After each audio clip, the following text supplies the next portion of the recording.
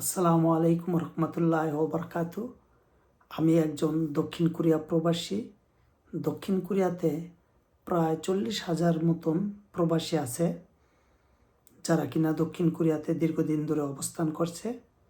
প্রবাসীদের যেই ভোট প্রদানের যে আকাঙ্ক্ষা, সেটা এবার পূর্ণ হয়েছে।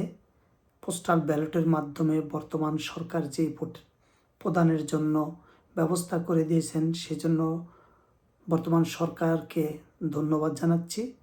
এবং সেই সাথে আরও একটি বিষয়, সেটা হলো দক্ষিণ কোরিয়াতে পোস্টাল ব্যালটের মাধ্যমে যে ভোট প্রদান করার সংখ্যা প্রায় 10,000, যেটা কিনা দক্ষিণ কোরিয়াতে প্রবাসীর সংখ্যা 40,000, তার মধ্যে ভোট প্রদান করবে 10,000। পার্সেন্টেজ 30%, প্রায় 70%-এর মতন প্রবাসী, দক্ষিণ কোরিয়া প্রবাসী এই ভোটে অংশগ্রহণ করছে না। সেটা খুবই উদ্বেগজনক। এছাড়াও বাইরে অন্য অন্য কান্ট্রিতে, বিশেষ করে মিডল ইস্টে সবচেয়ে বেশি বাংলাদেশি প্রবাসী থাকে, সেই জায়গায় সংখ্যাটা আরও কম।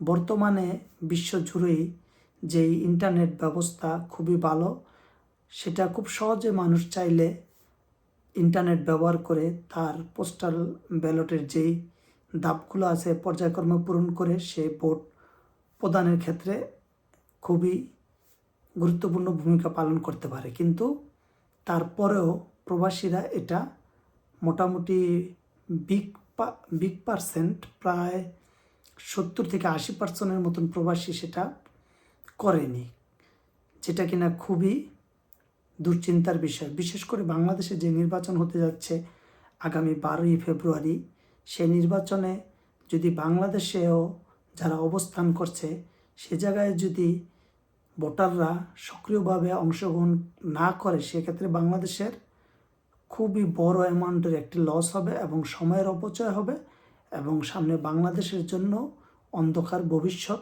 অপেক্ষা করছে। বিশেষ করে প্রবাসীদের মধ্যে কোনো পেশার নাই, প্লাস কারো হুমকি দামকি নাই, তারপরও সে জায়গায় মোটামুটিভাবে 20-25% লোকও ভোটে অংশগ্রহণ করেনি, যেটা খুবই চিন্তার বিষয়। বিশেষ করে বর্তমানে যোগাযোগ ব্যবস্থা, ইন্টারনেটের মাধ্যমে সব কিছু করা যায় এবং প্রবাসীরা ভয়ভীতি নেই ভোট প্রদানের ক্ষেত্রে, কিন্তু তারপরও তারা কেন অংশগ্রহণ করলো না, সেটা খুবই সময়ে সাপেক্ষে আপনারা বুঝতে পারবেন। ধন্যবাদ সবাইকে।